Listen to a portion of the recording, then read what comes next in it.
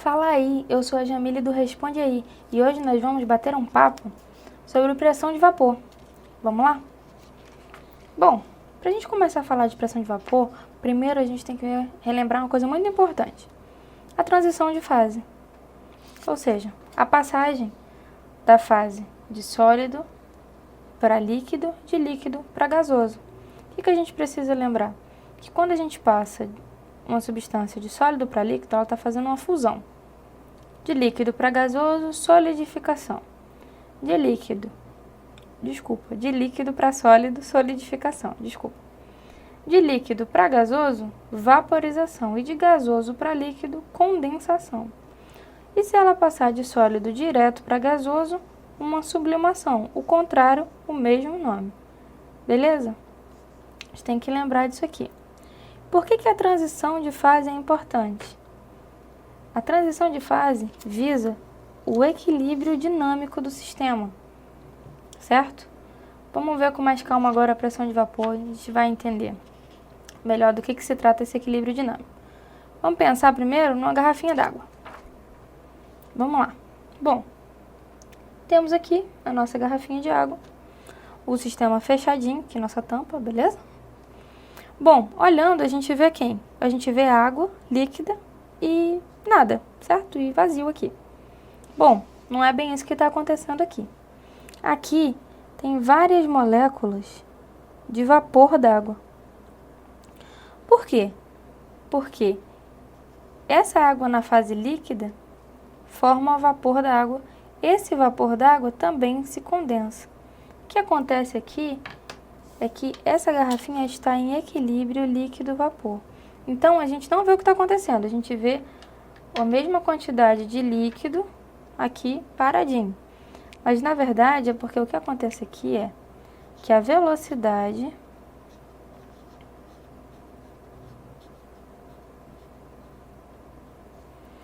de evaporação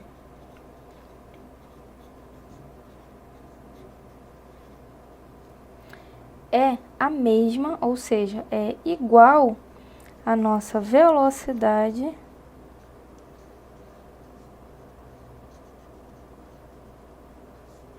de condensação.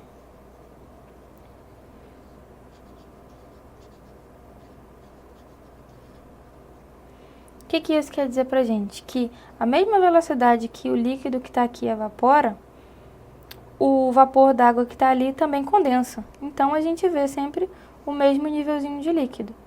Bom, e o que acontece?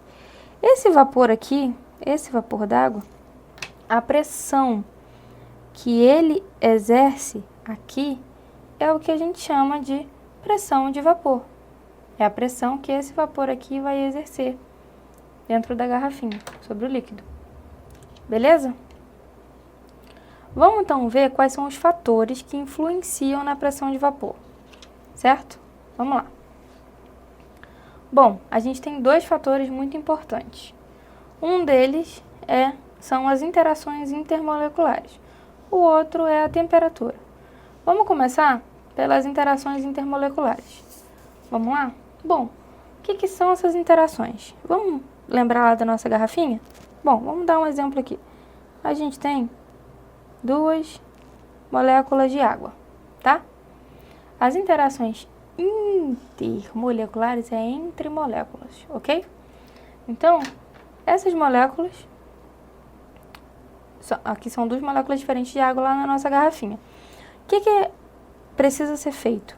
Esse líquido, ele quer quebrar a ligação entre as moléculas para se transformar em vapor, ok?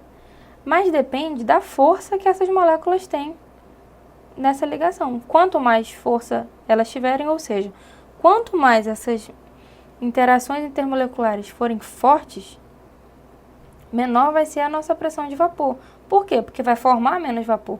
É difícil quebrar, ela não vai quebrar, não vai formar tanto vapor. Beleza? Vamos botar aqui na ordem crescente. A gente tem a ligação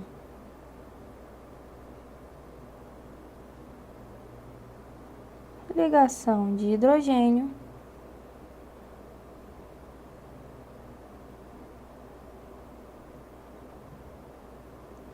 é o que acontece com a água, tá? Aqui, lembrando que aqui dentro tem, né, H2O, pra gente não esquecer. Tá? A nossa água lá da garrafinha, ela faz a ligação de hidrogênio. Essa ligação é a mais forte que a gente encontra, certo? Ela vai ser mais forte que a ligação de polo, que vai ser mais forte que a ligação de polo induzido, ok? Bom, o que a gente tirou aqui de conclusão sobre as interações intermoleculares? Que elas, quanto maior for essa força intermolecular, ou seja, quanto maior for essa força que as moléculas estão conectadas, tá? Menor vai ser a pressão de vapor. Por quê? Porque menos vapor vai se formar. Beleza? Show? Então vamos lá. E no caso da temperatura, vamos ver a temperatura? Bom, vamos voltar ali para o nosso exemplo da garrafinha. Temos aqui novamente a nossa garrafinha. Água líquida, é água em estado líquido aqui. Vapor de água aqui. Certo? Beleza. E aí a gente aumentou a temperatura. O que acontece quando a gente aumenta a temperatura? As moléculas de água que estavam aqui aquecem, que se agitam loucamente, e aí a gente começa a formar passar mais moléculas para o estado gasoso. Então a gente começa a aumentar esse vapor de água. O aumento da temperatura, então, faz o nosso equilíbrio deslocar a favor da formação de vapor. Então, o que vai acontecer? A nossa pressão de vapor vai aumentar muito. Então, quando a gente aumentar a nossa temperatura, a gente vai aumentar, tá uma seta aqui, a gente vai aumentar a nossa pressão de vapor. Da maneira que a gente aumenta a temperatura, a gente aumenta a pressão de vapor. Por quê?